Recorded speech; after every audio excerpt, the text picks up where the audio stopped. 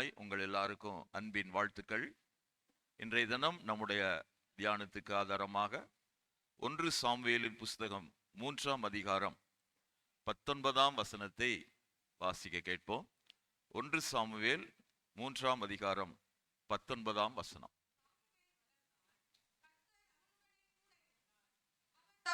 எல்லா வார்த்தைகளிலும் ஒன்றையாகிலும் தரையிலே விழுந்து போக விடவில்லை. அல்லேலூயா. சாமுவேல் வளர்ந்தான், கர்த்தர் அவனுடன் கூட இருந்தார்.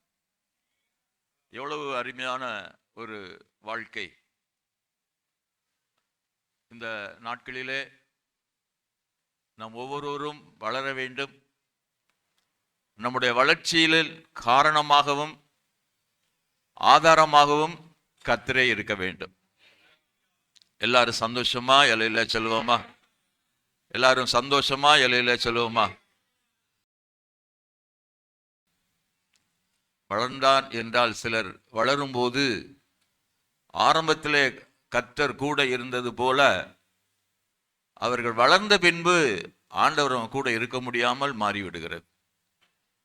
சிலர் வளர்றாங்க, வளர்ந்து வாழ்ந்து அவரை சந்திக்கும் வரை நம்ம கூடவே கர்த்தர் இருக்க வேண்டும். அதுதான் நம்முடைய வாழ்க்கையின் மேன்மை. ஆண்டவர் தான் வளர்ச்சி அடைய காரணமாக இருக்கிறார். ஆனால் சிலர் வளர்ந்த பின்பு இவங்க அவர் கூட இருக்கலையா அல்லது அவர் இவங்க கூட இருக்க விருப்பம் இல்லையான்னு தெரியல. சிலருடைய வளர்ச்சியில ஆரம்பத்தில் இருக்கிற ஆண்டவருடைய பிரசன்னத்தை பார்க்க முடியவில்லை. ஆனால் இந்த காலையிலே நாம் தியானிக்க போகிற ஒரு தேவனுடைய பாத்திரம் சாமுவேல். தேவனாலே பிறந்து தேவனுடன் வளர்ந்து தேவனுக்காக சாட்சியாக வாழ்ந்து தேவனுடன் ஜெயத்துடன் முடிவு பெற்றான். தேவனாலே பிறந்தான், தேவனாலே வளர்ந்தான், தேவனுக்காக சாட்சியாக ஜீவித்தான், தேவனுடைய ஜெயத்தோடு தன்னுடைய வாழ்க்கையை நிறைவு செய்தான். அவர் ஒரு லேவி குடும்பத்தை சார்ந்தவர், கோகாத் வம்சத்தை சார்ந்தவர் என்று நமக்கு குறிப்புகள் சொல்லுகிறது. இந்த காலை நேரத்திலே அந்த சாமுவேலின் வாழ்க்கையில கூடவே கர்த்தர் இருந்ததினாலும் சாமுவேலை கர்த்தர் வளர்த்த விதம், அவன் வாழ்க்கையிலே காட்டிய காரியங்கள், அவருடைய நிறைவு எல்லாவற்றையும் நம்ம சுருக்கமாக சிந்தித்து கர்த்தருடைய பந்திக்கு நம்ம ஆயத்தப்பட இருக்கிறோம். இந்த சாமுவேலை குறித்து நாம் அதிகமாக அறிந்திருக்கிறோம். சாமுவேலுடைய பெயர் நம்முடைய குடும்பங்களிலே அதிகமாக வைக்கிற பெயர். எப்படி பைபிளில் 1 சாமுவேல் 2 சாமுவேல் இருக்குதோ அதுபோல சபையில 1 சாமுவேல் 2 சாமுவேல் இன்னும் 3 சாமுவேல் 4 சாமுவேல் ஊழியர்கள் கூட்டத்தில் அப்படி நிறைய சாமுவேல்களை நாங்கள் எங்கள் ஊழியர்கள் வட்டாரத்தில் பார்க்குறோம். சாமுவேல் ஒரு பெரிய ஆசீர்வாதமான பாத்திரம். எத்தனை பேருக்கு சாமுவேல் பிடிக்கும்? எத்தனை பேருக்கு சாமுவேல் ரொம்ப பிடித்த பாத்திரம்? அல்லேலூயா. இந்த காலையிலே அவர் தேவனாலே பிறந்தார். ஆச்சரியமா இருக்கிறதா? அவர் தேவனாலே பிறந்தார், தேவனுடன் வளர்ந்தார், தேவனுக்காக சாட்சியாக அவர் ஜீவித்தார், தேவனுடைய ஜெயத்தோடு நிறைவு செய்தார். நாம் இந்த நாட்களிலே இந்த சாமுவேலில் எப்படி ஆண்டவரோடு கூட அவன் இருந்தானோ, கர்த்தர் அவனோடு கூட இருக்கும்படி தகுதியுள்ள வாழ்க்கை வாழ்ந்தானோ, அதுபோல நாமும் வாழும்படி சில குறிப்புகளை நீங்கள் ஏற்கனவே சாமுவேலை குறித்து அதிகமாக அறிந்திருந்தாலும் இன்று நம்மோடு கூட தேவன் பேச விரும்புகிற காரியத்துக்கு நம்முடைய இருதயங்களை திறந்து கொடுப்போம் என்றால் ஆண்டவர் நம்ம கூட பேச நல்லவராக இருக்கிறார். முதலாவது சாமுவேலை குறித்து ஒரு வார்த்தையை நான் சொல்ல விரும்புகிறேன். சாமுவேல் கண்ணீரிலிருந்து வந்தவன். Samuel from tears. கரங்களை உயர்த்தி அல்லேலூயா சொல்லுவோம். சாமுவேல் கண்ணீரிலிருந்து வந்தவன். அவனுடைய வாழ்க்கையின் துவக்கத்தை பார்க்கும்போது அவர் கண்ணீரிலிருந்து தான் வந்தார் என்று நாம் அறிந்திருக்கிறோம். அவனுடைய தாய் அன்னாள் அவனை பெரும் முன்பு கண்ணீரோடு கூட வாழ்ந்த ஒரு மகள். தாவீது தன்னுடைய தாயை குறித்து விதமா சொல்லலாம். அதுதான் பொதுவான வழக்கம். என் தாய் என்னை பாவத்தில் கற்பந்தரித்தாள். உண்மை, எல்லாருக்கும் உண்மை. ஆனால் சாமுவேல்கிட்ட கேட்டா வேறு விதமாக சொல்வார், என் தாய் என்னை கண்ணீரில் கற்பந்தரித்தார். சாமுவேலுடைய ஒரிஜின், அவருடைய ஆரம்பம் கண்ணீர் தான். சாமுவேல் கண்ணீரிலிருந்து தான் இந்த உலகத்துக்கு வந்தான். அவன் கண்ணீரோடு வந்தவன், கண்ணீரிலிருந்து வந்தவன். எல்லாரும் சந்தோஷமா இலையில சொல்லுவோம். யாரெல்லாம் கண்ணீரிலிருந்து வந்திருக்கிறார்களோ அவருடைய வாழ்க்கையெல்லாம் சிறப்பாகத்தான் இருக்கும். அல்லேலூயா. கண்ணீரிலிருந்து வந்தவர்கள் இந்த உலகத்திலே தேவனாலே அனுப்பப்பட்ட பாத்திரங்களாக இருக்கிறார்கள். ஒருவேளை உங்களுடைய வாழ்க்கையில உங்களுடைய துவக்கங்கள் ஒரிஜின் கண்ணீர் என்ற ஒன்று ஆக இருக்கிறது என்று நீங்கள் அறிந்திருப்பீர்கள் என்றால், இந்த காலையிலே ஆவியானவர் உங்களை பார்த்து சொல்லுகிறார், நீங்கள் பாக்கியவான்களாக இருப்பீர்கள். எல்லாரும் சந்தோஷமா அலையில சொல்லுவோம். கண்ணீரிலிருந்து வருகிற எந்த ஒரு நபரும் அவங்க வாழ்க்கையில இடராமல் ஆசீர்வாதமாய் தேவனுக்காகவே வாழ்வார்கள். ஏனென்றால் அவருடைய அடித்தளம் கண்ணீரிலிருந்து வந்தவர்கள். அவர்கள் தேவனுக்கும் மற்றவர்களுக்கும் தனக்கும் ஒரு ஆசீர்வாதமான வாழ்க்கையை வாழ்வாங்க. ஏனென்றால் அவர்கள் கண்ணீரிலிருந்து வந்தவங்க. ஏதோ கழிப்பின் ஏதோ ஒரு பெரிய கொண்டாட்டத்திலிருந்து வந்தவர்கள் அல்ல. They came from tears. Samuel கண்ணீரிலிருந்து வந்தவன். யாபேசை குறித்து கூட அப்படி சொல்லலாம்.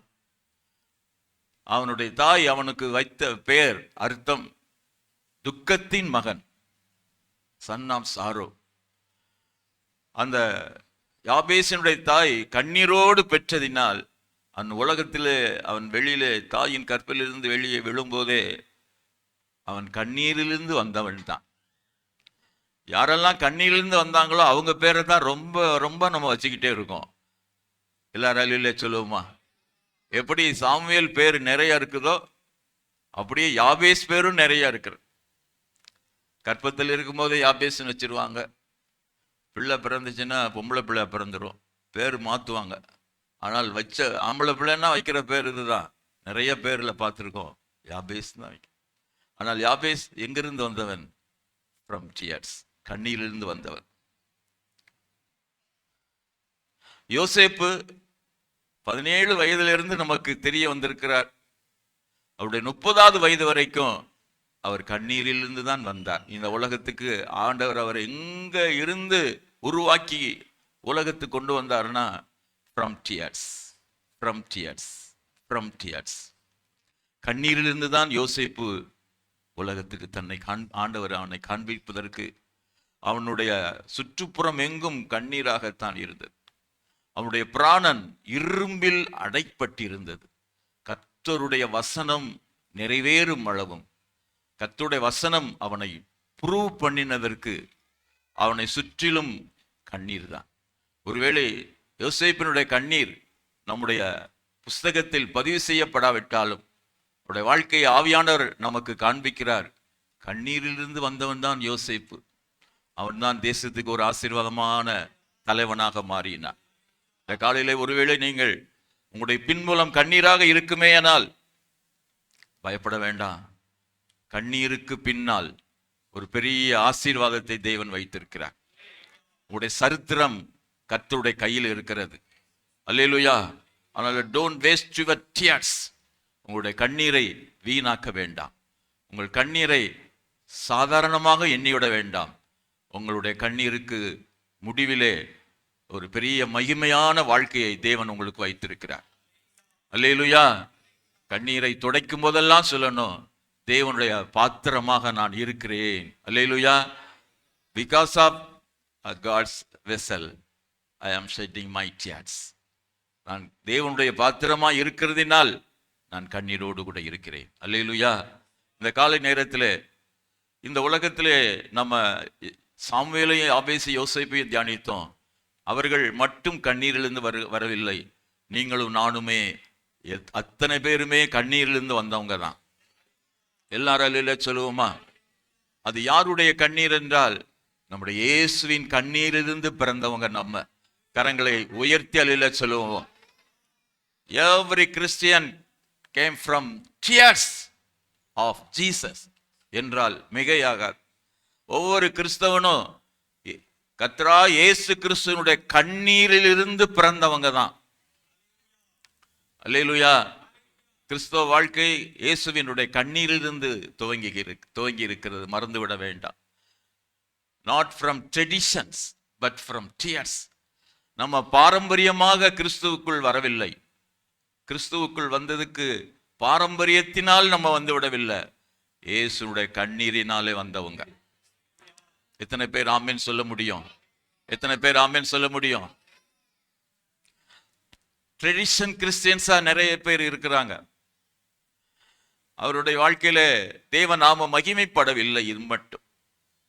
ஆனால் யாரெல்லாம் இயேசுடைய கண்ணீரிலிருந்து பிறந்தாங்களோ, வந்தார்களோ, அவர்கள் தேவனுக்கு மகிமையாக, அனைவருக்கும் ஆசீர்வாதமாக, தனக்கும் ஒரு பாக்கியமுள்ள வாழ்க்கை வாழ இயேசுவின் கண்ணீர் தான் நம்ம இந்த உலகத்துக்கு அனுப்பி இருக்கிறது.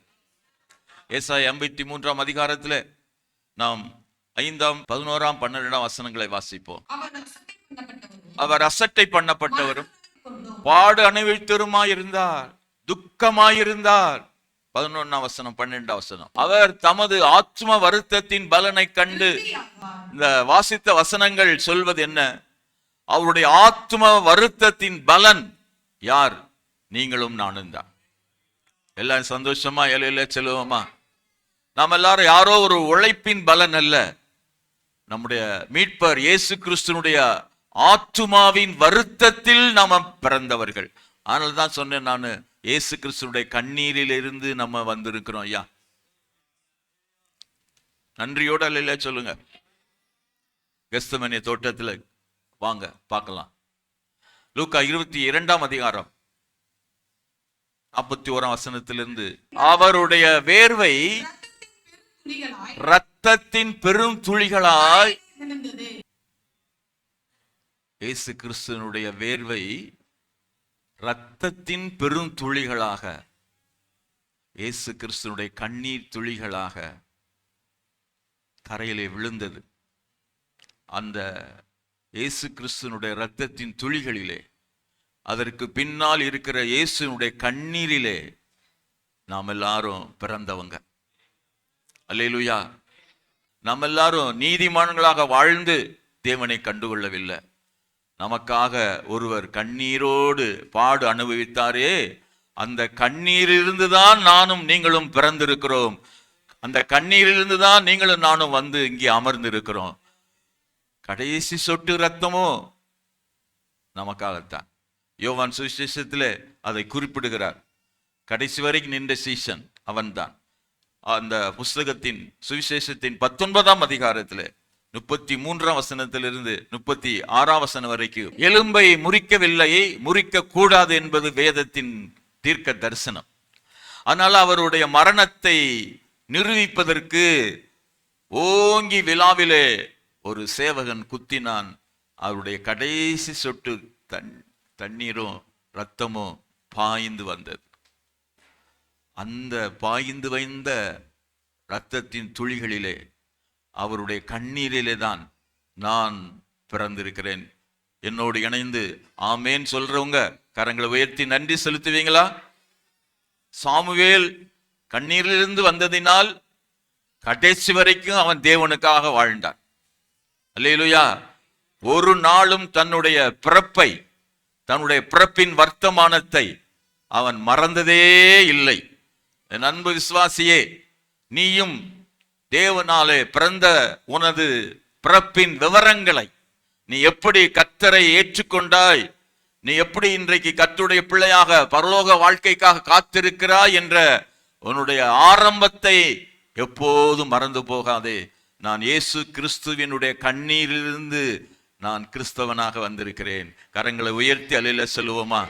அந்த நன்றி நம்முடைய உள்ளத்திலே என்றென்றைக்கும் பொங்கிக் கொண்டே இருக்கும் என்றால், இந்த உலகத்திலே நான் தேவனோடு வளர்வேன், தேவனும் என்னோடு கூட இருப்பார். இதை மறந்தவங்க தேவனை விட்டு போயிடுறாங்க, ஆண்டவர் அவங்களை விட்டு விலகிறார்.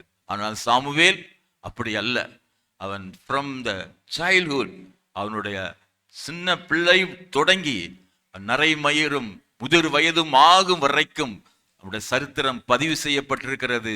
ஒரு பிழையில்லாமல் வாழ்ந்து தேவனை சேர்ந்தான்.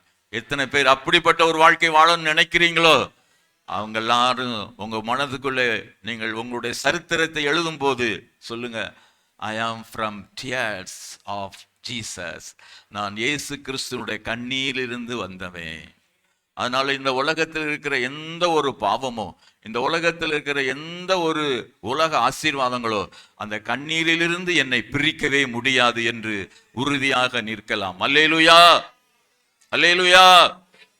அவன் கண்ணீரிலிருந்து வெளியிலே வந்த ஆண்டவர் அவனை எங்கே வைத்தார் என்றால், பெரிய ஒரு இடர்கள் மத்தியில தான் அவனை வைத்தார். இரண்டாவதாக, இடர்கள் மத்தியிலே Samuel. Samuel midst of traps. Samuel இப்ப பிறந்துட்டாரு, கண்ணீரிலிருந்து ஆண்டவருடைய பிள்ளையாக வந்துட்டாரு. அவனுடைய சுற்றுப்புறம் ஒரு பரிசுத்த நகரம் இல்லை, பரிசுத்தவான்கள் இல்லை. அவனுக்கு தெரிஞ்ச 2 சகோதரர்கள், 2 வாலிபர்கள் யார் என்றால் ஓப்னி, பினகாஸ். இந்த 2 பேருமே பேலியாளின் மக்களாக இருந்தார்கள். அவர்கள் தேவனை அறியவில்லை என்று வேதம் சொல்கிறது. நீங்கள் 1 சாமுவேல் 2ஆம் அதிகாரம் 12ஆம் வசனத்தை வாசிப்போம். ஏலியின் குமாரர் பேலியாளின் மக்களாய் இருந்தார்கள், அவர்கள் கர்த்தரை அறியவில்லை. 26ஆம் வசனம், இந்த 2ஐயும் ஒப்பிட்டு பாருங்கள். பேலியாளின் மக்களாக கர்த்தரை அறியாதவர்களாய் இருந்தார்கள், துன்மார்க்கமாய் இருந்தார்கள். ஒரு வார்த்தையில புரியும்படி சொன்னால் துன்மார்க்கமாய் இருந்தார். ஆனால் சாமுவேல் அந்த இடர்கள் மத்தியிலே அவர் கர்த்தருக்கும் மனிதர்களுக்கும் பிரியமாக வாழ முடிந்தது என்றால் ஆண்டவர் அவனுடைய வளர்ச்சியிலே கூட இருந்ததுதான். என்னோடு இணைந்து கரங்களை உயர்த்தலையில செல்வம். கர்த்தருக்கு பிரியமான ஆண்டுடைய பிள்ளைகளை, நிறைய பேர் சொல்றத நம்ம கேட்டிருக்கோம். பையன் நல்ல பையன்தான், சூழ்நிலை உனக்கு எடுத்துருச்சு. பிள்ளை நல்ல பிள்ளை தான், சூழ்நிலை கெடுத்து விட்டது. டிராப்ஸ், யாரோ ஒருத்தங்க டிராப்பார், யாரோ ஒருத்தங்க இடரெல்லாம் இருந்திருக்கிறாங்க, அதனாலதான் இப்படி ஆகிட்டான். ஆண்டவருடைய உரையிலே சொல்லி இருக்கிறார். ஆனால் இடர்கள் உண்டு. அந்த இடர்கள் மத்தியிலே சாமுவேலை போல கண்ணீரிலிருந்து வந்த சாமுவேல்களாக நீங்களும் நானும் இருப்போம் என்றால், நம்மை சுற்றிலும் எத்தனை டிராப்ஸ், நம்மை சுற்றிலும் எத்தனை நம்ம கண்ணியிலே பொறியிலும் சிக்க வைக்கும் காரியங்கள் கண்ணுக்கு முன்னாலே கை தொடும் தூரத்திலே நடந்தாலும் இடராமல் வாழ முடியும். கரங்களை தட்டி நன்றி செலுத்துவோமா? Thank you Jesus, thank you Jesus, thank you Jesus. இடர்கள் மத்தியிலே சாமுவேல், ஆனால் கர்த்தருக்கும் மனிதர்களுக்கும் பிரியமாக வாழ முடிந்தது. அல்லேலூயா. நம்முடைய கர்த்தராகிய இயேசு கிறிஸ்துவினுடைய 3.5 ஆண்டு கால வாழ்க்கையில 30வது வயது வரைக்கும் நமக்கு தெரியாது. அந்த 3.5 இயர்ஸ்ல அவர் எத்தனை டிராப்புகளை சந்தித்தார். தேவகுமாரன், மனுஷீகத்திலே வந்த தேவகுமாரனுக்கு எத்தனை இடர்கள் இருந்தது. அதெல்லாம் ஜெயிச்சிட்டார். சாத்தான் பார்த்துலாம் சொன்னார், இந்த உலகத்தின் அதிபதி வர்றாரு, அவனுடைய சரக்கு என்கிட்ட ஒண்ணுமே கிடையாது. சாத்தான் பார்த்தான், இவரை நம்ம வேற யாரையும் அனுப்பி டிராப்ல மாட்ட முடியாது. க்ளோஸா இருக்கிறவரை பார்த்து பேதுருவை செலக்ட் பண்ணி இயேசுநாதருக்கு டிராப்பா மாத்தினான். Very close to Jesus Peter. பேதுரு இயேசுவுக்கு மிகவும் மிகவும் மிகவும் நெருக்கமானவர். அந்த அப்போஸ்தலர்கள் வட்டாரத்தில் அவர் தான் சீஃப். அவர் சொல்றாரு, நான் எருசலேமுக்கு போகிறேன், அங்கே நான் பாடுபட்டு மரித்து பல நிந்தைகள் அடைந்து சிலுவிலே மரித்து 3ஆம் நாள் உயிர் தெழுவேன் என்று சொன்ன உடனே, நம்ம எல்லாருக்கும் தெரிஞ்ச சங்கதி தான், பேதுரு இயேசுவை தோள்ல கை போட்டு தனியா கூட்டிட்டு போனார்.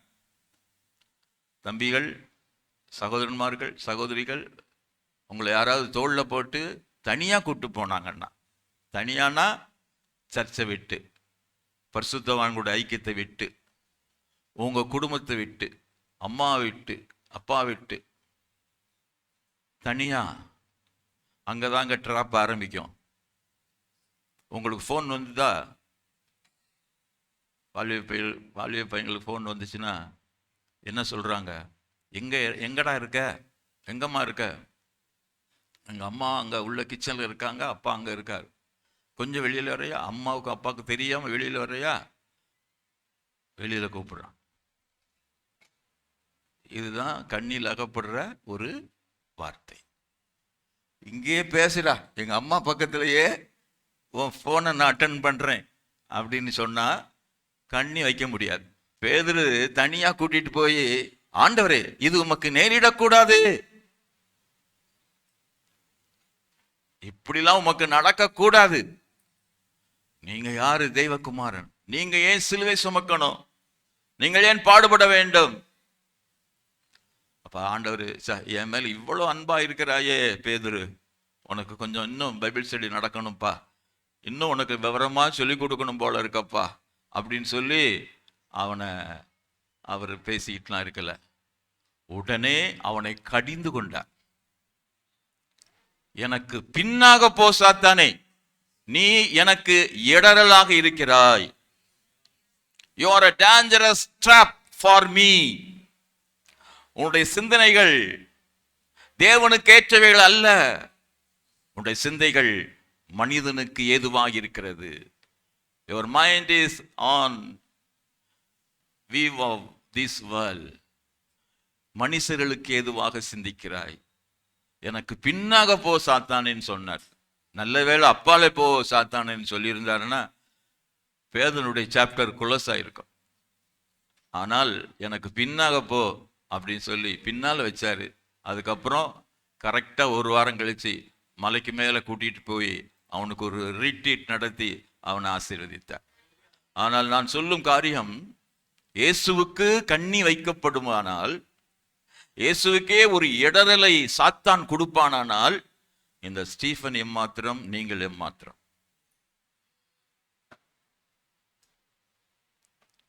சொல்லக்கூடாது எனக்கு எல்லாமே சூழ்நிலை எல்லாம் நல்லா இருக்கணும்னு சொல்லாதீங்க. பரிசுத்தவான்களுடைய காலனின்னு ஏதாவது இருக்கா? அங்க இடம் பார்த்து போயிடலாம். அது இனிமே தான் பரலோகத்துல தான் பாவம் இல்லாத நாடு, சாபம் இல்லாத நாடு, அது இயேசுவின் நாடு. அந்த நாட்டுக்குள்ள போய் அங்க போய் சேர்ற வரைக்கும் இந்த உலகத்துல நமக்கு என்னதான் drop drop, each and every corner drop is waiting for us. நமக்காக இடரல்கள் காத்து கொண்டு இருக்கிறது. அந்த இடரல்களுக்கு நம்மை விடுவித்துக் கொள்ள வேண்டும். ஆண்டவர் புதிய மலை பிரசங்கத்தில் சொல்லிட்டாரு. அதை நம்ம அதிகமாக மனதில் பதிப்பதில்லை. உனது கண் உனக்கு இடரல் உண்டாக்கினால் நல்லா பார்க்கறதுக்கு லென்ஸை போடுப்பான்னு சொல்லல, அது ஆப்ரேஷன் பண்ணி எடுத்துரு. கண் ஆப்ரேஷன் பண்ணி என்ன செஞ்சிரு, பிடுங்கி போட்டுரு. கண்ணை பிடுங்க சொல்றாரு நம்ம ஆண்டவர். உன் கண்ணு என்ன பாக்குது?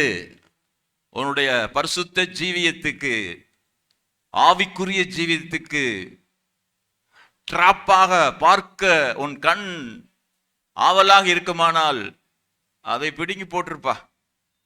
2 கண்ணோட நீ நரகத்துக்கு போவதை விட ஒரு கண் இல்லாத சகோதரனாக பரலோகத்துக்கு வந்துட்டேன்னா அதுதான் பெஸ்ட்.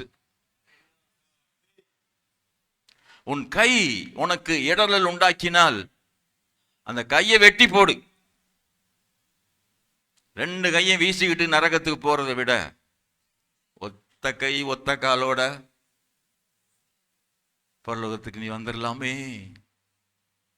நீ பரலோகத்துக்கு வந்துடலாமே மகனே, நீ பரலோகத்துக்கு வந்துடலாமே மகளே. அப்ப நம்முடைய எய்ம் என்ன? கண்ணீரிலிருந்து களிப்பான சீயோனுக்கு போகணும். அதான் நம்முடைய எய்ம். நடுப்புறம் எந்த ஒரு டிராப்புக்கும் நம்ம என்ன செய்யக்கூடாது, இறையாகவே கூடாது. அல்லேலூயா. இடர்கள் வருவது மகனுக்கு நமக்கு அவசியம்தான். ஆனால் இடர்கள் யார் கொடுக்குறாங்களோ அவங்களுக்கு ஐயோ அப்படின்னு சொல்லிட்டார். Praise the Lord. அதனால ஆண்டவருடைய பிள்ளைகள் நாமும் இடரக்கூடாது, மற்றவர்களுக்கும் நம்ம யாரா இருக்கக்கூடாது, இடர்களாக இருக்கக்கூடாது. அதனால தான் நமக்கு வேதம் அதிகமாக சொல்லுகிறது, உன்னுடைய ஆடை அலங்காரங்களில் அமைதியாக, உன்னுடைய ஆடை அலங்காரங்கள், உன்னுடைய சிகை அலங்காரங்கள் எல்லாமே தேவனுக்கு மாத்திரம் மகிமையா இருக்கும்படி உன்னை பாதுகாத்துக்கொள். எல்லாவற்றிலும் எந்த ஒரு இடரலும் பரிசுத்தவான்கள் மூலமாக வரவே கூடாது என்று ஆண்டவர் நம்மிடம் ஆலோசனை கொடுக்கிறார். அல்லேலூயா. நிறைய பேர் இடறி ரொம்ப காலம் ஆச்சு, ஆனால் அவங்க பொறியில் அகப்பட்டு வெகு காலமாகிவிட்டது. இடரல் என்பது பொறியில் அகப்படுதல் என்பதாக அந்த கிரேக்க வார்த்தைக்கு தமிழாக்கம் சொல்லப்பட்டிருக்கிறது. பொறியில் அகப்படுத்துதல். பொறின்னு என்னது? சோளப்பொறி கிடையாது. எலிய பிடிக்கிறோம்ல, அந்த தேங்காய்ச்சில்ல வச்சு, இந்த கருவாட்டை வச்சு உள்ள போன உடனே தெரிஞ்சது, கண்ணுக்கு தெரிஞ்சது நமக்கு, அவனுக்கு அந்த எலிக்கு பிடித்தமான ஒரு உணவு உள்ள போயிச்சா. நரி நண்டுகளை பிடிக்கிறதுக்கு ரொம்ப தந்திரமான ஒரு வேலை செய்யுமா. இந்த குழிக்குள்ள இருக்கிற நண்டுகளை தன்னுடைய வாலை குழிக்குள்ள விடுமா நண்டு. அந்த நண்டு அப்படியே இருக்கும்போது அதை நரியின் வாலை தொட்டு பார்த்தா அப்படியே புசு புசு புசு புசு, ரொம்ப சூப்பராக இருக்கே, நல்ல மெத்தமா இருக்கே அப்படின்னு அழகா அதை பிடிச்சிக்கணுமா. 4-5 வண்டு பிடிச்ச உடனே நரி தெரியும்ல, அப்படியே வாழை நைஸா வெளியில எடுத்து தரையில அப்படி ஒரு தட்டும் பாருங்க, அவ்வளவுதான். லபக் லபக். ஐயா, ஒரு நல்ல ஒரு குஷன் மெத்தமா இருந்துச்சு, இப்ப கதை முடிஞ்சிச்சு இல்லையா. ட்ராப்ஸ். விசுவாசிகள் நமக்கு தெரியாமல நம்ம ஆண்டவர் சொல்லிட்டாரு, ஆண்டவருடைய பிள்ளைகள், ஒளியின் பிள்ளைகளை விட இந்த உலகத்துக்காரங்கிட்ட ரொம்ப ஞானம் இருக்குப்பா. அதனால என்ன செய்யறான், ரொம்ப ஞானமா நம்மளை ஏமாத்த பார்க்கறாங்க. உலகத்துல சத்ரு, உலகம் எல்லாமே. அதனால be careful of our traps. நம்மை சுற்றில் இருக்கிற எல்லா கண்ணிகளுக்கும் தேவனாலே தேவனுடைய கண்ணீரிலிருந்து பிறந்த நம்ம கவனமாக இருப்போமாக. கரங்களை உயர்த்தி அளவில செல்வோம். பவுலின் வேண்டுகோள், பிலிப்பியர் நிருபம் 1 வசனத்தை வாசிப்போம். நீங்கள் கவனிங்க, நீங்கள் கிறிஸ்துவின் நாளுக்கென்று துப்புரவானவர்களாக, இடரல் அற்றவர்களாக இருக்கவும். கிறிஸ்துவின் நாளுக்காக நம்ம இருக்க வேண்டிய 2 பகுதிகள், ஒன்னு துப்புரவா இருக்கணும், இன்னொன்று இடரல்கள் இல்லாமல் இருக்க வேண்டும். அல்லேலூயா. ஒரு சகோதரன் இடறுவதற்காக ஒரு சகோதரன் ரொம்ப கவனமா இருக்கணும். பவுல் சொல்றாரு, நான் மாம்சம் புசிக்கிறது ஒரு மகன், ஒரு நியூ கிறிஸ்டியனுக்கு, ஒரு புது கிறிஸ்தவனுக்கு, அல்லது ஒரு சைவ கிறிஸ்தவனுக்கு, வெஜிடேரியன்காரனுக்கு நான் இயேசு அறிவிச்சுட்டேன். அவன் ஜீவ காருண்யம் பேசுறவன், எதையுமே அடிக்கக்கூடாது, உயிர்களை காப்பாற்றணுன்றவன். இப்போ பவுல் அந்த முதல் நூற்றாண்டுல சொல்றாரு, நான் இடரெல்லாம் இருக்க விரும்பல. ஒருவேளை என்ன பவுல் இப்படி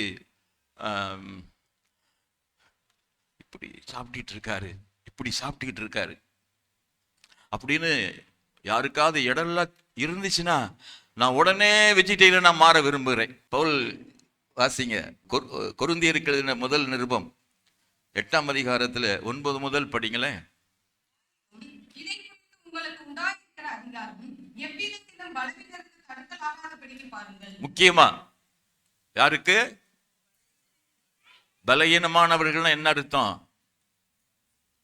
அவங்க கிறிஸ்துவுடைய பலசாலிகள் தான்.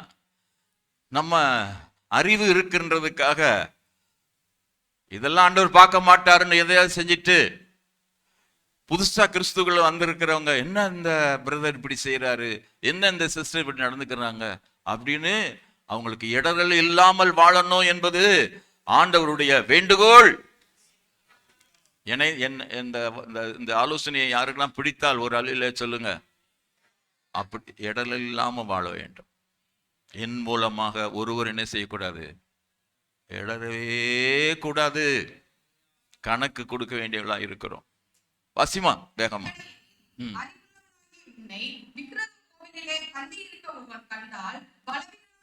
அவனுடைய மனசாட்சி விக்கிரகங்களுக்கு படைக்கப்பட்டவைகளை புசிப்பதற்கு துணிவு கொள்ளும் அல்லவா?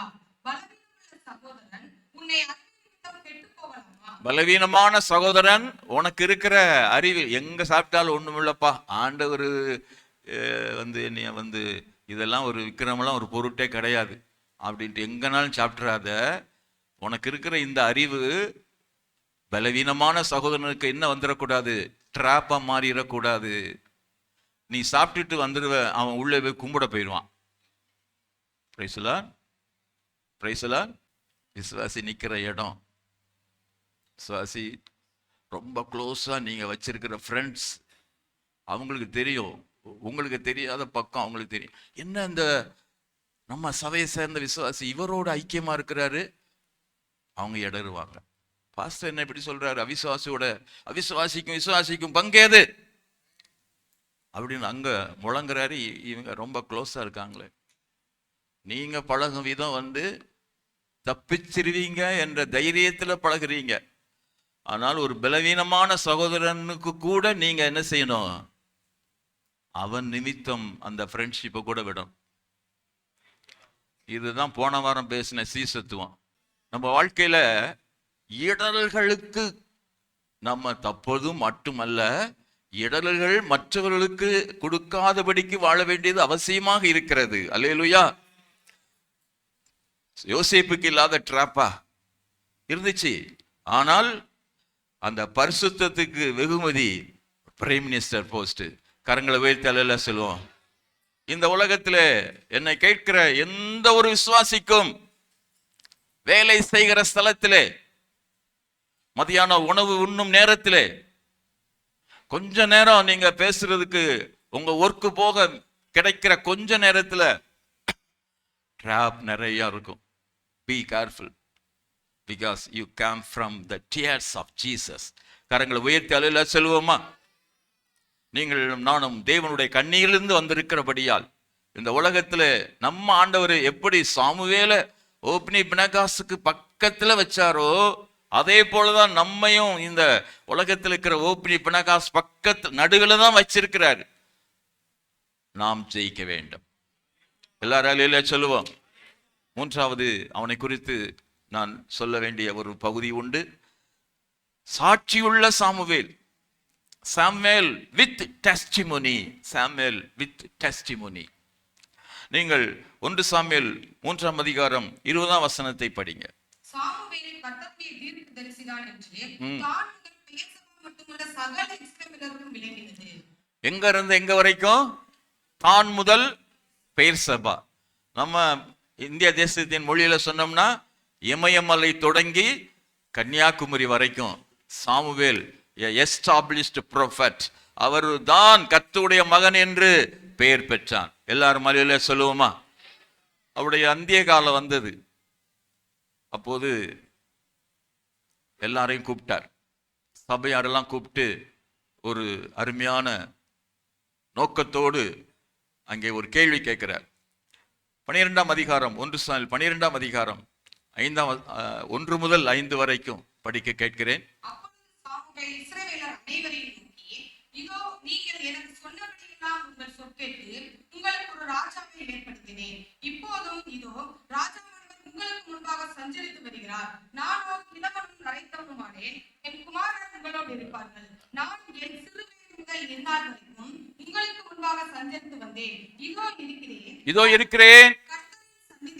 கர்த்தருடைய சந்நிதியிலும் அவர் அபிஷேகம் பண்ணினவருக்கு முன்பதாகவும் என்னை குறித்து சாட்சி சொல்லுங்கள்.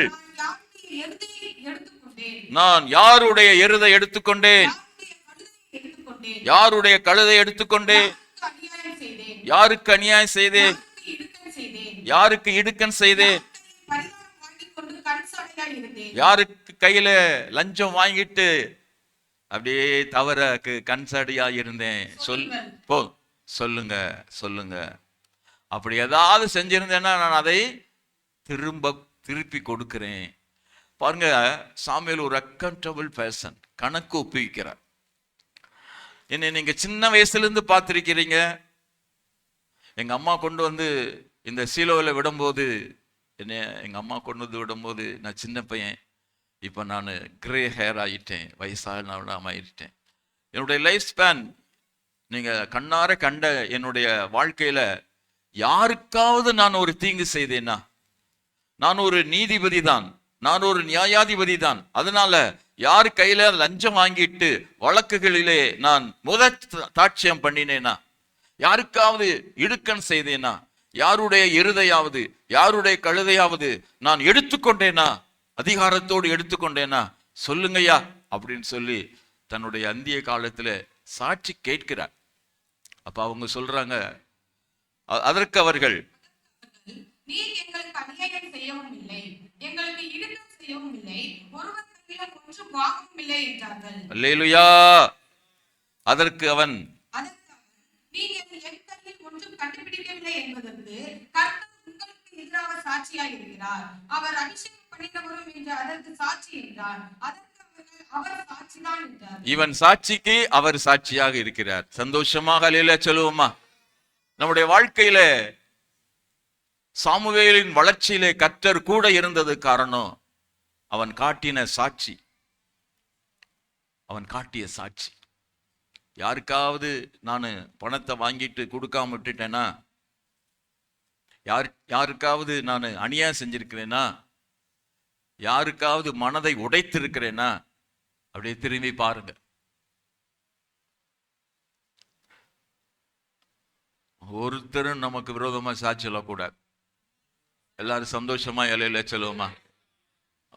ஐயா, நீங்க எங்களுக்கு தீங்கு செய்யவில்லை, எங்களுடைய எருதை எடுக்கவில்லை, எங்களுடைய கழுதை எடுக்கவில்லை, எங்களுக்கு நீங்கள் கண்சாடையாக அநியாய தீர்ப்பு செய்யவில்லை. அப்படியானா கர்த்தர் சாட்சி. ஜனங்கள் சொன்னாங்க, கர்த்தரே சாட்சி சொன்னாங்க.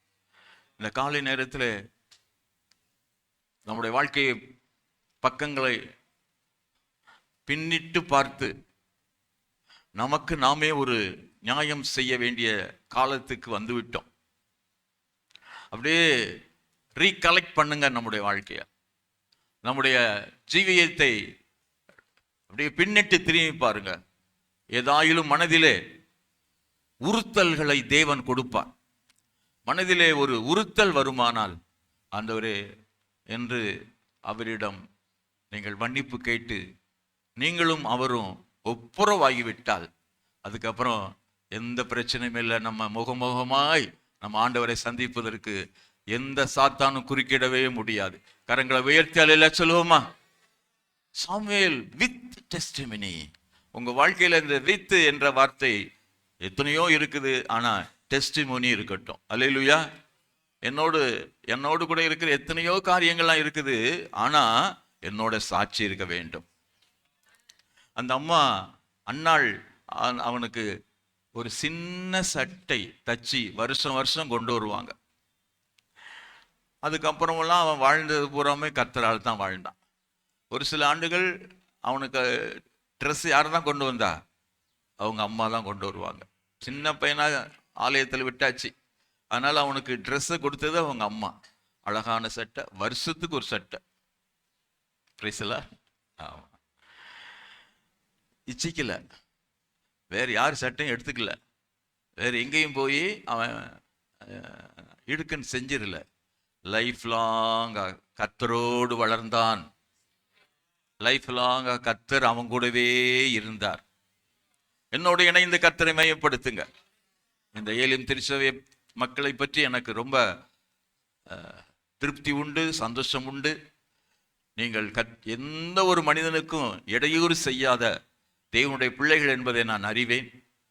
லஞ்சம் வாங்காத அதிகாரிகள் நம்மிடத்தில் இருக்கிறார்கள். எந்த ஒரு தீங்குகளுக்கும் உட்படாத மக்கள் இருக்கிறார்கள். அவங்களுக்காக நான் சந்தோஷப்படுகிறேன். ஏலிம் திருச்சி மக்களை குறித்து, அவங்க சாட்சி உள்ள ஜீவியத்தை குறித்து நான் மகிழ்ச்சி அடைகிறேன். இந்த சாட்சி கடைசி வரைக்கும் தொடரும்படி உங்களை காத்துக்கொள்ளுங்கள். அல்லேலூயா. பவுல் இந்த சாமுவேலை போல ஒரு நல்ல சாட்சி சொல்லுகிறதை வாசிப்போம்.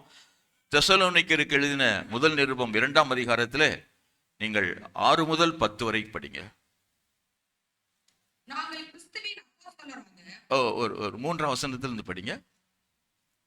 எங்கள் போதகம் வஞ்சகத்தினாலும் துரு ஆசையினாலும் உண்டாகவில்லை, அது கபடமுள்ளதாயும் இருக்கவில்லை. சுவிசேஷத்தை எங்களிடத்தில் ஒப்புவிக்கத்தக்கதாய் தேவன் எங்களை உத்தமர் என்று எண்ணினபடியே நாங்கள் மனுஷருக்கல்ல, எங்கள் இருதயங்களை சோதித்திருக்கிற தேவனுக்கே பிரியமுண்டாக பேசுகிறோம். உங்களுக்கு தெரிந்திருக்கிறபடி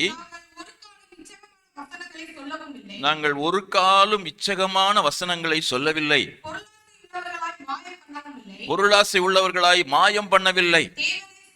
தேவனே சாட்சி. அல்லேலூயா.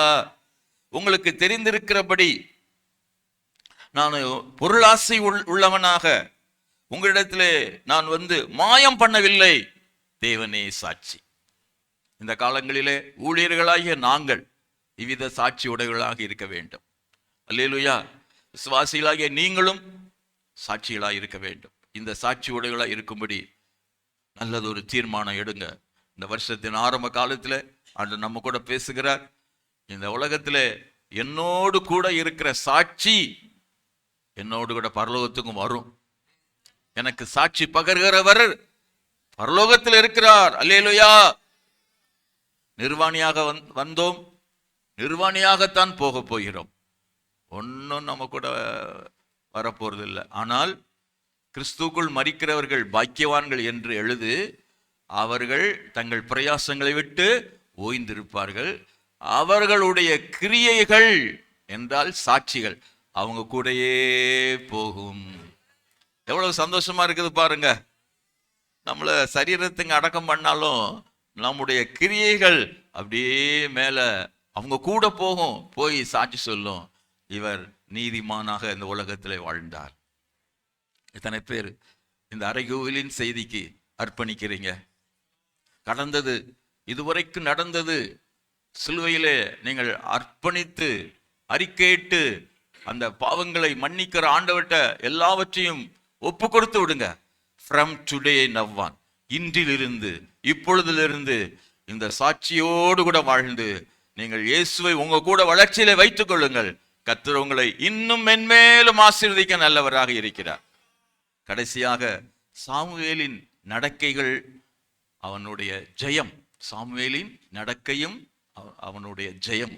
இதை பேசுவதற்கு எனக்கு நேரம் இல்லை.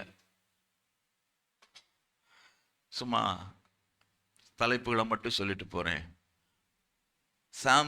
சாமுவேல்ஸ் டிரான்சாக்ஷன்ஸ் அண்ட் ட்ரைம்ஸ், அவனுடைய நடக்கைகளும் அவனுடைய ஜெயம். அவனுடைய ஜெபம், சாமுவேலின் ஜெபம் சரித்திரத்திலே பதிவு செய்யப்பட்டிருக்கிற ஒரு ஜெபம். அல்லேலூயா. சங்கீதக்காரர் சொல்லுகிறார், அவருடைய நாமத்தை பற்றி கூப்பிடுகிறவர்களிலே சாமுவேல் என்று அவனுக்கு ஒரு பெயரை சங்கீதக்காரன் வைக்கிறார். கர்த்தருக்கு மகிமை. இந்த சாமுவேலினுடைய ஜெப வாழ்க்கை சிறப்பானது. அல்லேலூயா. ஜனங்களுக்காக ஜெயிப்பதிலே சாமுவேலை போல நாமும் வாழ வேண்டும். 20 ஆண்டுகள் நீங்கள் 7ஆம் அதிகாரத்திலே படித்தால் 20 ஆண்டுகள் அவங்களுடைய கண்ணீருக்கு சாமுவேலுடைய ஜெபம் பெரிய நிவாரணம் கொடுத்தது. அல்லேலூயா. 20 ஆண்டுகள் அந்த தேசத்திலே பெலிஸ்தரிடத்திலே அடிமையாய் கண்ணீரோடு தவித்து கொண்டிருந்த போது எல்லாரும் கேட்கிறாங்க, எங்களுக்காக ஜெபம் பண்ணுங்க சாமுவேல், எங்களுக்காக ஜெபம் பண்ணுங்க சாமுவேல். எல்லாரும் சாமியிட்ட வந்து சொல்றாங்க. அது வரைக்கும் அவர் தலை காட்டவே இல்லை. 20 years தனியா ஜெபம் பண்ணிக்கிட்டு இருந்தாரு. இந்த அடிமைத்தனத்திலிருந்து, பெலிஸ்தேருடைய கொடுமையான பிடியிலிருந்து எங்களுக்கு விடுதலை வேண்டும் என்று சொன்னபோது எல்லாரையும் மிஸ்பாவுக்கு வர சொல்லி அங்கே ஜனங்களை பாவரிக்கை ஜெபம் செய்துவிட்டு அவர் ஜெபிக்க போகிறாரு. இதுவரைக்கும் யுத்தத்தை இஸ்ரவேலர்கள் வீரர்கள் செய்து தேவனுடைய பெட்டியை இழந்து போனதாக கடந்த கால சரித்திரம். ஆனால் இந்த சாமுவேல் ஜெபித்த போது வீரர்கள் யுத்தம் பண்ணவில்லை, கர்த்தரே யுத்தம் பண்ணினார், கர்த்தரே யுத்தம் பண்ணினார். அதனுடைய முடிவு எபனேசர் என்ற கல் நிறுத்தப்பட்டது. கரங்களை உயர்த்தி அல்லேலூயா சொல்லுவோமா? இஸ்ரவேல் ஜனங்களுக்காக அந்த எபனேசர் கல்லை நிறுத்துவதற்காக இந்த சாமுவேலுடைய ஜெப வாழ்க்கை தேசத்துக்கே ஆசீர்வாதமாய் இருந்தது. உங்கள் குடும்பத்திலே கண்ணீரோடு கூட இருக்கிறாங்களா? நீங்கள் தான் எபனேசர் கல்லை நிறுத்த வேண்டும் என்று இந்த காலையிலே கர்த்தர் உங்களோடு பேசுகிறார். If you are a Samuel, if you are a Samuel, you can pray. You can pray. நீங்கள் சாமுவேலானால் நீங்கள் கர்த்தரை நோக்கி ஜெபிக்கும் போது எத்தனை வருட கண்ணீரானாலும், எத்தனை வருட அவமானமானாலும் உங்கள் ஜெபத்தை கேட்டு தேவன் தமது யுத்தத்தை தொடங்கி உங்கள் குடும்பத்துக்கும் தேசத்திற்கும் ஒரு பெரிய ஆசீர்வாதத்தை எபனேசரை கொடுப்பதற்கு இன்றைக்கும் மாறாமல் இருக்கிறார். ஹல்லேலூயா. சாமுவேல்கிட்ட கேட்டா சொல்வாரு, உங்களுக்காக நான் ஜெபம் பண்ணினேலாம் அது எனக்கு பாவம்பா. இன்னைக்கு நம்ம எத்தனை பேர் சொல்ல முடியும்? தேசத்துக்காக ஜனங்களுக்காக ஜெபிக்காமல் இருப்பது ஒரு பாவம். எத்தனை பேர் அதை ஆமேன்னு சொல்ல முடியும்? வேற யாரும் இப்படி சொல்லல, சாமுவேல் மட்டும்தான் சொல்லியிருக்கிறாருன்னு நான் எனக்கு தெரிஞ்ச வேத அறிவிலிருந்து பேசுறேன். உங்களுக்காக ஜெபிக்கலைன்னா நான் பாவம் செய்கிறவனா இருப்பேன். 12ஆம் அதிகாரத்தில் 23ஆம் வசனம் என்று எண்ணுகிறேன், படிங்க.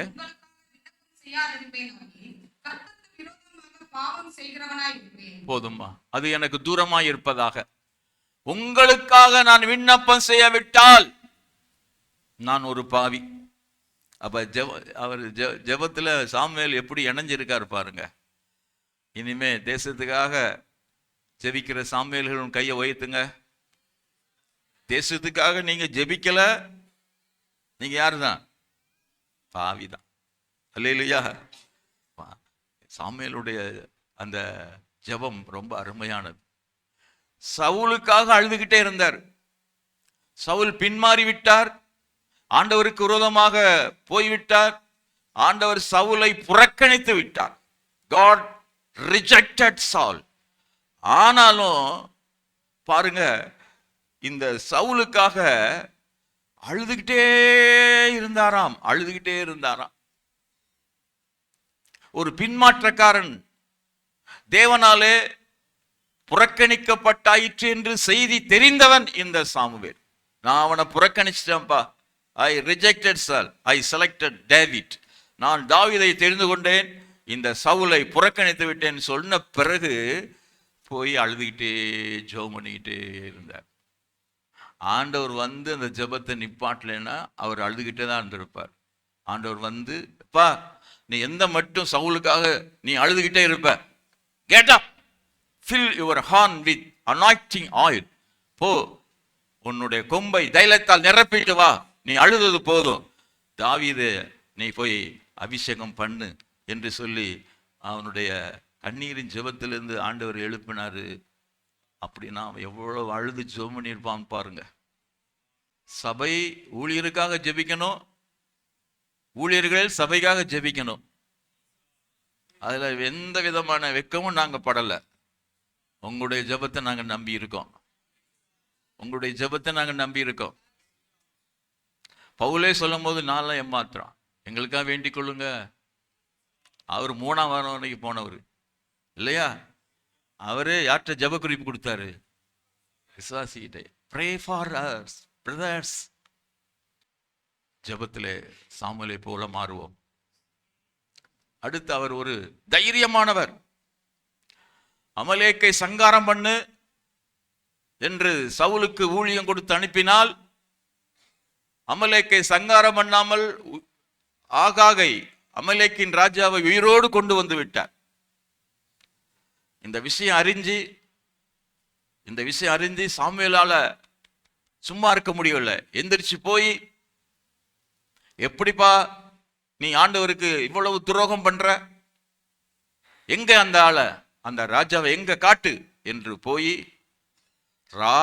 சவுல் ராஜா வெட்ட வேண்டியத வெட்டி பழி தீர்க்க வேண்டியத இந்த தீர்க்கதரிசியாகிய சாமுவேல் அவன் பட்டயத்தை வாங்கி ஆகாகை துண்டித்து போட்டான், பீஸ் ஆக்கினான். சந்தோஷமா இல்ல சொல்லுங்க? ஜெபம் பண்றவர் மட்டும் இல்ல, அவரு a courageous man of God. யாரெல்லாம் கர்த்தருடைய கண்ணீரிலிருந்து வந்திருக்கிறோமோ அவங்க எல்லாரும் கர்த்தருக்காக தைரியசாலிகளாக இருக்க வேண்டும். என்னோடு இணைந்து ஆமென். ஆகாக வெட்டி போடுறதுக்கு நீ அவனை உயிரோட கொண்டு வந்திருக்கிறியா? அப்ப அந்த நேரத்துல சாமுவேல்ட்ட இருந்த தைரியம் உங்க வாழ்க்கையிலும் கூட. சங்காரம், யாரெல்லாம் சங்காரம் பண்ணுன்னு ஆண்டவர் சொல்லிட்டாரோ முகம் பார்க்காம ஆளுகளை சொல்லலையா, நீங்க யாரும் வெட்டி போட்டுறாதீங்க. அந்த அனுபவங்களை சொல்றேன். பீஸ் ஆக்கிடும். சங்காரம் பண்ணிருங்க. அமலேக்கு யாரு? தேவ ஜனங்களுடைய பயணத்தை தடை செய்தவன், பின் வரிசையிலே போய் வெட்டி போட்டவன், வழி மறித்தவன். ஆவிக்குரிய ஜீவியத்திலே தடையாக இருக்கிற எந்த ஒன்றையும் வெட்டி வீழ்த்துவதிலே சாமுவேலை போல தைரியசாலிகளா இருக்க வேண்டும். எல்லாரும் அழியில சொல்லுவோமா? அது தைரியம். அவன் தைரியம் எப்போ வரைக்கும் இருந்துச்சுன்னா, சாமுவேல் இறந்துட்டாரு. இந்த சவுல் ஆலோசனை இல்லாம திணறான். உயிரோடு இருக்கும்போது சாமுவேலை விட்டுட்டான். செத்ததுக்கு அப்புறம் அஞ்சனம் பார்க்க போயிட்டான். அஞ்சனம்னா ஒரு வெஞ்சனம் நினைச்சுக்கிடாதீங்க. அஞ்சனம்னா மை வைக்கிற செய்வினைக்காரிகிட்ட போயிட்டான். அவர் தான் தேசத்திலே இந்த ஜோசியம் பார்க்கிறவங்க அஞ்சனம் இருக்கக்கூடாதுன்னு விரட்டி அடிச்சவர். அவரால் விரட்டப்பட்ட எந்தோர் என்ற ஏதோ ஒரு ஊர்ல இருக்கா, அங்க தேடி போயிட்டு சொல்றாரு, அம்மா நீங்க கொஞ்சம் சாமுவேலை எழுப்புங்களேன், சாமுவேலை எழுப்புங்களேன். ஐயோ, சவுல் தெரிஞ்சா நான் தான் சவுலே வந்திருக்கேன். சாமுவேல் எழுப்புங்க, ஒரு ஆலோசனை கேட்க வேண்டியிருக்கு. அவர் அடக்கம் பண்ணப்பட்டு நாளாயிருச்சு. அவர்கிட்ட போய் எழுப்பி ஆலோசனை கேட்கிறார். உயிரோடு இருக்கிற சாமுவேல் கிட்ட ஆலோசனை கேட்காதவங்கெல்லாம் அவர் போனதுக்கு அப்புறம் ஐயோ அவர் இருந்தா நல்லா இருக்குமே, அருமையான ஆண்டவர் வார்த்தை சொல்வாருன்னு தேடிக்கிட்டு இருக்காங்க நிறைய பேர். உங்களை சொல்லல, நிறைய பேர். கர்த்தர் கொடுத்த சாமுவேல் சொல்றபடி கேட்கலையா, ஒண்ணு சாமுவேல் எங்கிட்டாவது போயிருவாரு, அல்லது நீங்க எங்கிட்டாவது போயிருவீங்க. அப்புறம் அஞ்சனம் பார்க்குற மாதிரி எங்கிட்டாவது வெஞ்சனத்தை தேடி போக வேண்டியதா இருக்கும். இது ஒரு பெரிய கான்ட்ரோவர்சியல் சப்ஜெக்ட். வந்தது சாமுவேல் தானா? அப்படி என்றால் எப்படி ஒரு மை வைக்கிற ஆளுக்கு தேவனுடைய மனுஷன் எந்திரிச்சு வருவான்? வரமாட்டான். நான் அந்த தலைப்புக்குள் போகவில்லை. ஆனா நான் என்ன சொல்றேன், அந்த அஞ்சனம் பார்க்கிற அந்த பெண்ணு எழுப்பின சாமுவேலே கரெக்டா தைரியமா பேசினாருன்னா அதான் எனக்கு பிடிச்சிருந்துச்சு. சாமுவேல்னு பேரை சொல்லிட்டு செத்த பிறகு கூட தைரியமா பேசுற அளவுக்கு சாமுவேல் வாழ்ந்திருக்காரு. அதுக்காக கையை தட்டுங்க. அவன் எந்திரிச்சு, ஐயா சாமுவேல் ஏதாவது சொல்லுங்க, நல்ல வார்த்தையா சொன்னாரு. நீ ஆண்டவரை விட்டுட்ட, கர்த்தர் உன்னை விட்டுட்டார். நாளைக்கு நீங்க இந்த நேரம் என் கூட தான் இருப்பீங்க, செத்து போயிருவீங்கடா அப்படின்னு தைரியமா பேசினாரு. ரொம்ப பயமா இருக்கு மாதிரி இருக்கு முகத்தெல்லாம் பார்த்தா. நான் சொல்ல வர்றத குறிப்பு புரிஞ்சுக்கோங்க. அது சாமுவேலை போல வந்த ஒரு ஆவியோ பொய்யோ உண்மையோ அந்த கான்ட்ரோவர்சி, அதாவது ஒரு பிரச்சனை உள்ள தலைப்புக்கு நான் போகவில்லை. எந்திரிச்சு வந்த சாமுவேல் சொன்னது என்னவென்றால், தைரியமாக பேசினாயா. அது மாதிரி எப்போவும் இந்த கண்ணீரிலிருந்து வந்திருக்கிறாங்க பாருங்க, அவங்க சத்தியத்துக்காக தைரியமா இருப்பாங்க. எல்லாரும் அல்லேலூயா சொல்லுவோமா? அல்லேலூயா. அவனுடைய தைரியம் பாராட்டப்படத்தக்கது. அதே போல அவனுடைய ஊழியமும் ஒரு அருமையான வார்த்தையோடு முடிந்தது. புதிய ஏற்பாட்டிலே வாசிப்போம். அப்போஸ்தலர் 13:20. அப்போஸ்தலர் 13:20. என் வார்த்தையை முடிக்கிறேன். பின்பு ஏறக்குறைய 450 வருஷ காலமாய் சாமுவேல் தீர்க்கதரிசி வரைக்கும் அவர்களுக்கு நியாயாதிபதிகளை ஏற்படுத்தி வந்தார். அல்லேலூயா. இஸ்ரவேலின் சரித்திரத்தை அங்கே பேசும்போது அழகாக சாமுவேலின் பெயரை அந்த அருமையான கர்த்தருடைய தாசன் அறிவிக்கிறார். அருமையான சாமுவேல் வரைக்கும் தேவனுடைய ஊழியம் சிறப்பாக நடத்தப்பட்டது. கரங்களை உயர்த்தி அல்லேலூயா செல்வோம். Samuel ends with triumph. அவன் வெற்றியாக முடிந்தான். இந்த காலை நேரத்தில் இந்த சாமுவேலுடைய தியானம் எனக்கு ரொம்ப உற்சாகத்தை கொடுத்திருக்கிறது. கேட்கிற உங்கள் ஒவ்வொருவருக்கும் நிச்சயமாய் ஒரு புதிய வைராக்கியத்தை கொடுத்திருக்கும் என்று நான் விசுவாசிக்கிறேன். ஆமேன் என்று கரங்களை உயர்த்தி அல்லேலூயா சொல்வோம். நாம் கண்ணீரிலிருந்து வந்தவர்கள். இடர்கள் மத்தியில வைக்கப்பட்டாலும் இடறுவதே இல்லை. அல்லேலூயா, அல்லேலூயா. கர்த்தருக்காக சாட்சியோடு கூட வாழ்வோம். கர்த்தருக்காக அவருடைய கிரீடத்தை சூட்டும் வரைக்கும் கர்த்தருக்கு பிரியமாக ஜீவிப்போம். ஜெபம் பண்ணுவோம். இந்த காலை நேரத்தில் கர்த்தர் கரம் ஒவ்வொருவரையும் தொடும்படி நான் ஜெபித்து வந்திருக்கிறேன். இந்த காலை நேரத்தில் என் அன்பு சிறிய தம்பியே, நீ ஒரு சாமுவேலாக மாற விரும்புவாயா? Kneel down. முழங்கால் நிற்போம். ஏதோ ஒரு வாழ்க்கை அல்ல, ஏதோ ஒரு வளர்ச்சி அல்ல. grow with Jesus. ஏதோ ஒரு வாழ்க்கை அல்ல, லைஃப் வித் ஜீசஸ். தீர்மானிங்க. கண்ணை மூடி தீர்மானிங்க. இளம் வாலிபர்கள் தீர்மானிங்க. ஏன்னா இந்த சாமுவேல் சாட்சி சொல்லிட்டாரு, என் சிறு வயது முதல் முதிர் வயது வரைக்கும் என்று தன்னுடைய சிறு வயதிலிருந்து தன் வாழ்க்கையை நமக்கு சொல்லி இருக்கிறார். ஓ, the power of God. Hallelujah. இந்த காலையிலே கர்த்தர் உங்களோடு பேசினது உண்மையானால் ஒரு பொருத்தனை பண்ணுங்க. நான் கர்த்தரோடு கூடவே வளர விரும்புகிறேன். I want to grow with Jesus என்று சொல்லுகிற இளம் வாலிபர்கள், வாலிப தம்பி தங்கையர்கள், உங்க கையை உயர்த்தி காட்டும்படி உங்கள் அன்போடு கேட்கிறேன். நான் இயேசுவோடு வளர விரும்புகிறேன். கையை நல்லா தைரியமா உயர்த்தி காட்டுங்க. எல்லாரும் கண்களை மூடித்தான் இருக்காங்க. நீங்க தனியா வளரணும் விரும்புறீங்களா? அப்படின்னா கையை உயர்த்த வேண்டாம். இயேசுவோடு வளர விரும்புகிறவங்க மாத்திரம் கையை உயர்த்துங்க. I want to grow with Jesus. ஏசப்பா பார்க்கிறாரு. அந்த சாமுவேல் கண்ணீரிலிருந்து வந்தது போல தம்பி, நீயும் இயேசுவின் கண்ணீரிலிருந்து பிறந்தவன், மறந்து விடாதே. இடர்கள் உனக்கு சுற்றிலும் எவ்வளவு இடர்கள் இருந்தாலும் அந்த இடர்கள் உன்னை பாதிக்காதபடிக்கு கர்த்தர் உன் கூட இருப்பார். Lord is with you. இடர்கள் மத்தியில தான் சாமுவேல். அவன் தனியாண்டர் வைக்கல, ஓப்னியும் பினகாசுக்கும் பக்கத்துல தான். ஆனால் அவனோ தேவனுக்கும் ஜனங்களுக்கும் பிரியமாக நடந்து கொண்டான். இடர்களை ஜெயித்தான். அல்லேலூயா. சாட்சியாக ஜீவித்தான்.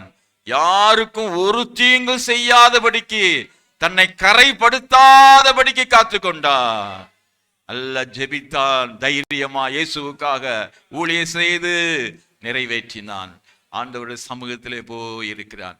அந்த அருமையான வாழ்க்கை எனக்கும் வேண்டும் என்று ஆண்டவரோடு கூட நீங்கள் ஜெபம் பண்ண விரும்புகிறேன்.